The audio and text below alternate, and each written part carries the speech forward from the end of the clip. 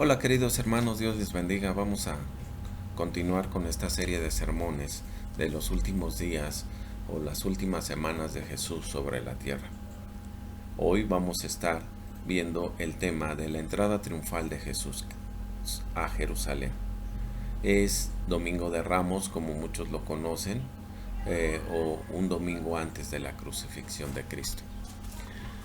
Vamos a ver cuál es la importancia de la entrada triunfal y la vamos a desglosar un poquito, tal vez versículo por versículo, para que tengamos en claro cuál es la importancia de esta entrada triunfal de Jesús a Jerusalén. La respuesta a esta pregunta es que se refiere a Jesús llegando a Jerusalén, en lo que conocemos como el Domingo de Ramos, un domingo antes de la crucifixión. El siguiente día, grandes multitudes que habían venido a la Pascua, al oír que Jesús venía a Jerusalén, tomaron ramas de palmeras y salieron a recibirle y clamaban: Hosana, bendito el que viene en el nombre del Señor, al Rey de Israel. Dice el versículo 14, y halló Jesús un asnillo y montó sobre él, como está escrito: No temas, hija de Sión, he aquí tu rey viene montado sobre un pollino, hijo de asna. La historia de la entrada triunfal es uno de los pocos eventos en la vida de Jesús que aparece en los relatos de los 4 evangelios: en Mateo, en Marcos, en Lucas y en Juan. Dice la palabra de Dios en el versículo 28. Dice: Dicho esto, aconteció que llegando cerca de Betfagé y de Betania, al monte que se llama de los Olivos, envió 2 de sus discípulos, diciendo: Id a la aldea de enfrente, y al entrar en ella hallaréis un pollino atado, en el cual ningún hombre ha montado jamás. Desatadlo y traedlo. Y si alguien nos preguntare por qué desatáis, les responderéis: porque el Señor lo necesita. Fueron los que habían sido enviados y hallaron como se les dijo. Y cuando desataban al pollino, sus dueños le dijeron: ¿por qué desatáis el pollino? Ellos le dijeron: porque el Señor lo necesita. Y lo trajeron a Jesús, y habiendo echado sus mantos sobre el pollino, subieron a Jesús encima, y a su paso tendían sus mantos por el camino. Cuando llegaba ya cerca de la bajada del monte de los Olivos, toda la multitud de los discípulos, gozándose, comenzó a alabar a Dios a grandes voces por todas las maravillas que habían visto, diciendo: bendito el que viene en el nombre del Señor. Y comenzaron a alabarle y decían: paz en el cielo y gloria en las alturas. Entonces algunos de los fariseos de entre la multitud le dijeron: Maestro, reprende a tus discípulos. Entonces algunos de los fariseos de entre la multitud dijeron: reprende a tus discípulos. Él respondiendo les dijo: os digo que si estos callan, las piedras clamarían. Esto se encuentra en Juan, del versículo Juan 12, del 12 al 19. Reuniendo los 4 relatos, es evidente que la entrada triunfal es un acontecimiento muy importante, no solo para las personas del tiempo de Jesús, sino para los cristianos a lo largo de la historia. Celebramos el Domingo de Ramos para recordar esa ocasión tan trascendental. Ese día Jesús entró a Jerusalén sentado sobre un pollino, el cual ningún hombre había montado. Las personas lo aplaudieron y lo adoraron como el Rey que viene en el nombre del Señor.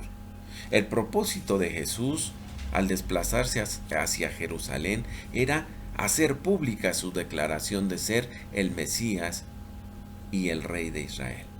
Algo que había mantenido oculto, algo que no había querido él sacar a la luz pública, hoy, en este preciso momento, en este instante, para cumplir lo que dijera Zacarías capítulo 9, versículo 9, donde dice: alégrate, hija de Sión, da voces de júbilo, hija de Jerusalén. He aquí tu rey vendrá a ti justo y salvador, humilde y cabalgando sobre un asno, sobre un pollino, hijo de asna.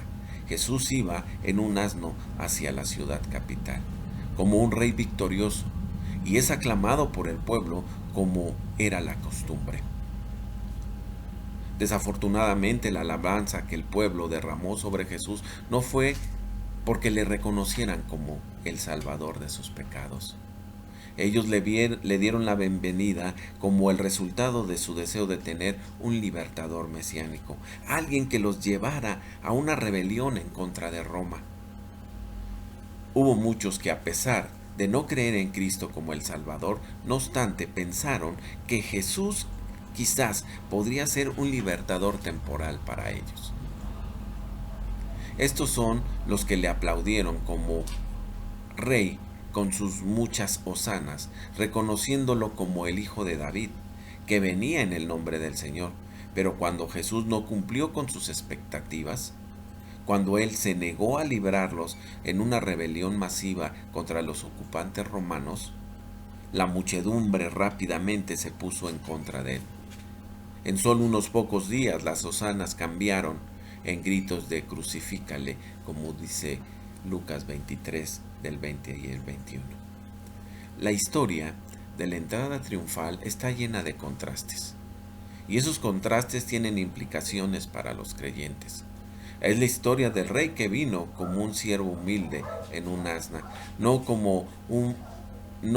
en un presuntuoso corcel, no con vestiduras reales, sino con ropas de los pobres y de los humildes. Veamos, versículo por versículo, cuál fue este ministerio de Jesús allá en Jerusalén. Jesús ha estado caminando a Jerusalén a la muerte desde el capítulo 9, versículo 51. Este viaje terminó en el capítulo 19, versículo 27. A lo largo de estos versículos, Lucas nos recuerda varias veces que Jesús va a Jerusalén, ilustrando la importancia de la obra que cumpliría ahí. Comienza la historia de su ministerio diciendo, muchos de lo cual toman el lugar del templo. Esta historia continúa en el versículo 21. En el versículo 28 dice, y dicho esto, iba adelante subiendo a Jerusalén. Conecta la entrada triunfal con la parábola de las 10 libras. Jesús cuenta esta parábola por cuanto estaba cerca de Jerusalén y porque pensaba que luego había de ser manifestado el reino de Dios. El noble de esta parábola sale de una provincia lejana para tomar para sí su reino y volver. El noble da 10 minas o 10 libras a 10 siervos, a cada uno de ellos, haciéndolos responsables de ellas. Los ciudadanos desprecian al noble y no quieren que rija sobre ellos. Al final, el noble dice, y también a aquellos mis enemigos que no querían que yo reinase sobre ellos, traedlos acá y degolladlos delante de mí. El saludo real que Jesús recibe en Jerusalén no significa que haya obtenido su poder real y que esté listo para establecer su reino. En cambio, al entrar a Jerusalén, Jesús prepara su salida hacia aquel país lejano, donde recibirá poder real y más adelante regresará en su segunda venida. Estamos hablando de ir al Padre. Iba delante de ellos a Jerusalén, subiendo a Jerusalén. Va de Jericó a Jerusalén, una distancia de unos 22 kilómetros aproximadamente. Jericó se sitúa en una planicie y Jerusalén está en una montaña. Entonces él viaja a Jerusalén. Es un viaje mayor, cuesta arriba. Al subir a Jerusalén, Jesús cumple 4 cosas o 4 propósitos. En primer lugar, precipita una sublevación pública a su favor. En segundo lugar, fuerza la mano de los líderes judíos, así uniendo su plan con el de Dios. Tercero, cumple la profecía de Zacarías 9:9. Y cuarto, muestra ser un Mesías que trae paz en lugar de guerra. Jerusalén es donde Jesús morirá. pero también es donde será resucitado y donde la iglesia nacerá en el Pentecostés que se encuentra en Hechos 2, también escrito por Lucas. Una vez que el Espíritu Santo descienda sobre los discípulos, serán testigos de Jesús, en Jerusalén, en toda Judea, en Samaria y hasta lo último de la tierra. Hechos 1:8. Es decir, Jerusalén, el lugar de la muerte de Jesús, también será el lugar de donde comienza la proclamación mundial del Evangelio. Dice el versículo 29, un pollino, el que ningún hombre se ha sentado. Y aconteció que llegando a Betfagé y de Betania, al monte que se llama de las Olivas, envió a 2 de sus discípulos diciendo, id a la aldea de enfrente, en la cual, como entraréis, hallaréis un pollino atado, en el que ningún hombre se ha sentado jamás. Desatadlo y traerlo. Y si alguien os pregunta, ¿por qué lo desatáis?, le responderéis, porque el Señor lo necesita. Y fueron los que habían sido enviados y hallaron lo que les dijo. Y desatando ellos el pollino, sus dueños les dijeron, ¿por qué desatáis el pollino? Y ellos dijeron, porque el Señor lo necesita. Y lo trajeron a Jesús, y habiendo echado sus mantos sobre el pollino, pusieron a Jesús encima. Sabemos poco de Betfagé, pero Betania, que está a menos de 2.7 kilómetros de Jerusalén, es importante decirlo. Nos dice que Jesús fue bautizado en Betania. Nos dice que la ascensión tomará lugar ahí. Dice que Betania es donde vivía Lázaro, Marta y María, y donde Jesús resucitó de la muerte a Lázaro. El milagro que precipitó los planes de matar a Jesús por parte de las autoridades religiosas. El monte de las Olivas, que se hace llamar de las Olivas, este monte es parte de una cordillera que se alza sobre Jerusalén por el este. Cuando Jesús llega a ese lugar, solo el valle de Cedrón le separa de Jerusalén. Esta referencia al monte de las Olivas debe de estar relacionado con Zacarías 14, 4 y 5, donde dice, afirmándose, afirmáranse sus pies en aquel día sobre el monte de las Olivas, que está enfrente de Jerusalén a la parte del oriente, y vendrá Jehová mi Dios, y con él todos los santos. Dice la palabra en el versículo 29, que envió 2 de sus discípulos. No conocemos la identidad de estos 2 discípulos, pero Jesús manda a Pedro y a Juan para hacer preparativos para la Pascua. Esto está en el capítulo 22, versículo 8. Por eso es posible que sean ellos a quienes mandó también por el pollino. Dice la palabra santa, hallaréis un pollino atado en el que ningún hombre se ha sentado jamás. Un pollino puede ser un caballo o un burro pequeño, pero Mateo 21 y Juan 12 especifican un burro, así cumpliendo la profecía de Zacarías 9:9, que dice, alégrate mucho, hija de Sión, da voces de júbilo, hija de Jerusalén, porque he aquí, tu rey vendrá a ti, justo y salvador, humilde y cabalgando sobre un asno, así sobre un pollino, hijo de asna. El asno es una montura humilde y el pollino de un asno aún más humilde. Asno son más pequeños que los caballos, no tan rápidos ni obedientes como los caballos, inadecuados para montar en batalla. El pollino es un asno, apenas podría cargar a un hombre adulto. Reyes no montan ni pollinos ni asnos, sino caballos maduros, bien entrenados y obedientes, caballos elegidos por su fuerza y espíritu y por su apariencia. Bellos son caballos bellos o bonitos, grandes e impresionantes, como presidentes que viajan en limusinas o aviones privados. El tamaño y la belleza del caballo del rey rinde honor o homenaje al rey. Además, un hombre montado en un caballo grande y inspirado es algo intimidante. y posibles enemigos pensarían 2 veces antes de acercarse a un hombre subido en tal montura. Jesús, el rey de los judíos, era un rey diferente. El tipo de rey que monta un pollino, que viene en paz, viene a servir, viene a morir. Tal como el caballo de guerra que monta el rey grande transmite un mensaje del hombre que lo monta, así también el pollino y Jesús transmite un mensaje sobre él, que es el propósito de su venida.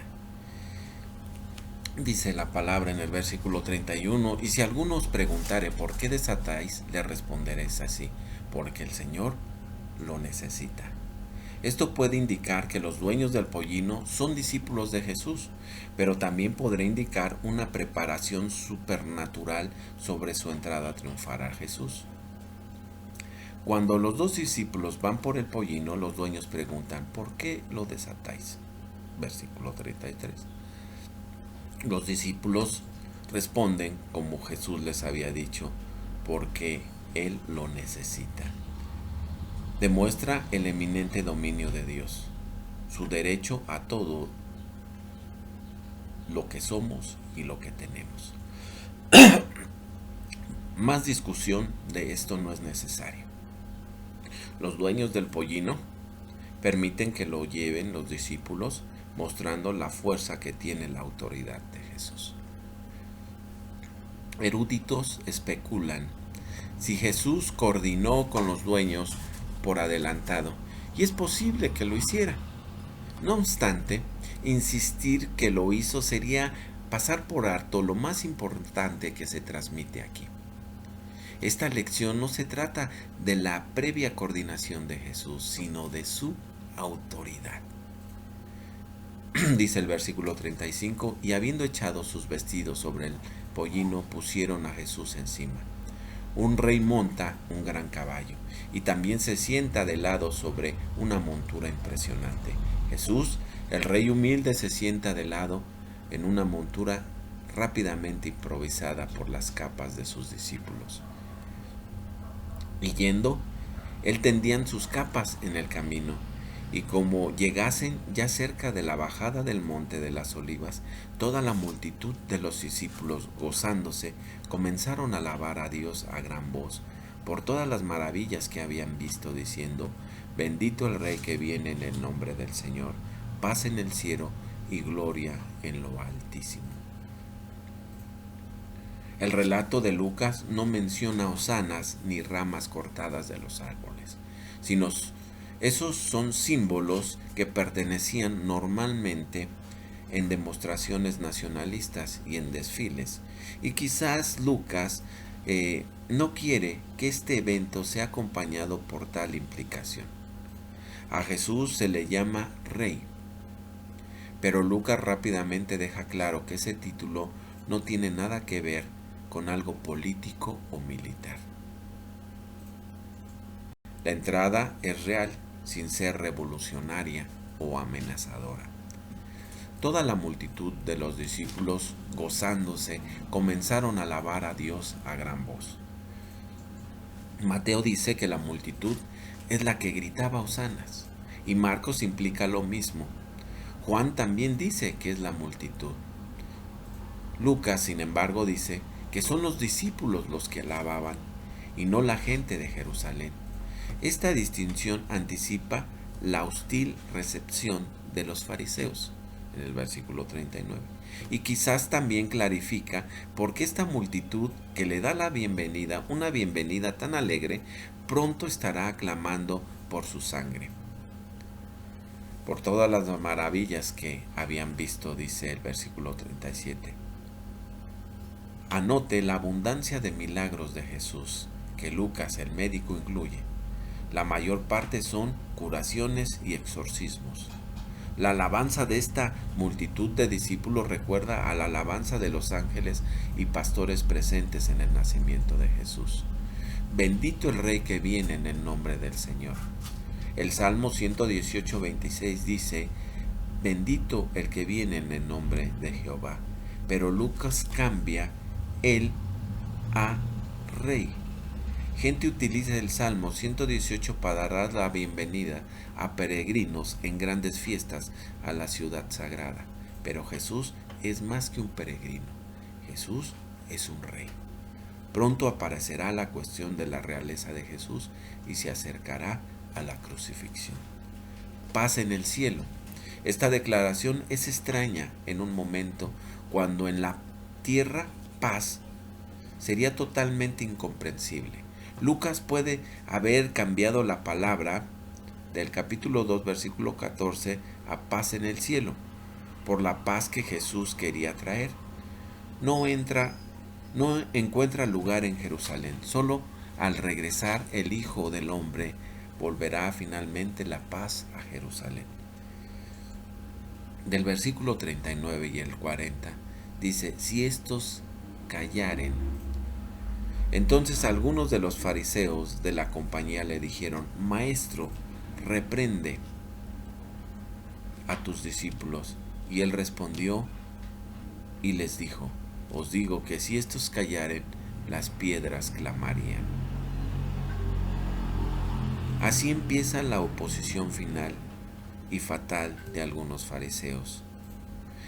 Esta es la última referencia a fariseos en este evangelio, porque sacerdotes, escribas y principales del pueblo tomaron cargo de la oposición contra Jesús. Todo este tiempo los fariseos se han ofendido con Jesús, con su declaración de perdonar pecados, su amistad con publicanos y pecadores, su falta de requerir observación escrupulosa por parte de sus discípulos y sanar en el día sábado. Ahora se ofenden con lo que los discípulos de Jesús dicen: bendito el Rey que viene en el nombre del Señor. Una declaración solo apropiada para el Mesías. Claro que los fariseos tienen un punto. Si Jesús no es el Mesías, es blasfemia que sus discípulos hagan esta declaración mesiánica acerca de Él. Y es blasfemia que Él acepte tales declaraciones. Los fariseos se consideraban árbitros de buen comportamiento religioso. Observan la ley y sienten la responsabilidad de asegurar que otros hagan lo mismo. Jesús no se comporta según su entendimiento de la ley y sienten la responsabilidad de corregirle o simplemente de impedírselo. El versículo 40 dice: os digo que si estos callaren, las piedras clamarían. Esta es la primera de una serie de declaraciones en la que piedras figuran de manera prominente. El lector oye ecos de la declaración en el capítulo 3, versículo 8, que Dios levantará hijos de Abraham de estas piedras. Y la declaración presente encuentra un elocuente apoyo en la predicción del versículo 19:44, que los enemigos de Jerusalén no dejarán sobre ti piedra sobre piedra. El punto de esta declaración es que Jesús, el Rey, es Rey, y callar a los discípulos no puede cambiar ese hecho. La razón porque esto es inevitable es que Dios está detrás de la realeza de Jesús. Fue Dios el que mandó los ángeles y pastores a proclamar el nacimiento de Jesús. Y ha llegado el momento para que el mundo conozca a Jesús como Mesías. Ahora que ha llegado la hora de Jesús, Dios no permitirá silenciar el orden creado.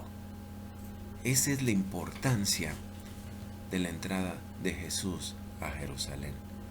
Todo esto que acabamos de ver, que acabamos de estudiar, nos dice qué tan importante era que Jesús llegara a Jerusalén. Era necesario para que tú y yo pudiéramos escuchar el Evangelio, para que se cumpliese la profecía, para que Jesús llegara a la cruz del Calvario para salvarte a ti y a mí de nuestros pecados. Era necesaria esta entrada triunfal y que Jesús padeciera. Esa es la importancia de este pasaje bíblico. Que el Señor te bendiga. Y te quiero invitar para que el próximo jueves, querido hermano, me sigas o nos sigas la transmisión de yo les voy a mandar el link para que vean el sermón de el jueves santo. Vamos a hablar un poquito de todos los acontecimientos que hubo allá en Getsemaní. Ese día jueves hubo varios eventos, dentro de los cuales está Getsemaní, porque también hubo el lavamiento de pies, la institución de la cena del Señor y todo lo que pasó en Getsemaní hasta su arresto. Te invito a que me sigas, hermano. Voy a estar transmitiendo desde el tabernáculo, así es de que yo les mando el link para que vean este sermón el próximo jueves a partir de las 6 de la tarde. Y el día viernes estaremos transmitiendo a las 3 de la tarde el culto de las 7 palabras. Te invito a que nos sigas, querido hermano y estimado oyente, para que te goces juntamente con nosotros en este hecho que cambió la historia de la humanidad y que la sigue cambiando. Y es todo por amor a ti y a mí. Que el Señor te bendiga y te guarde. Hasta pronto.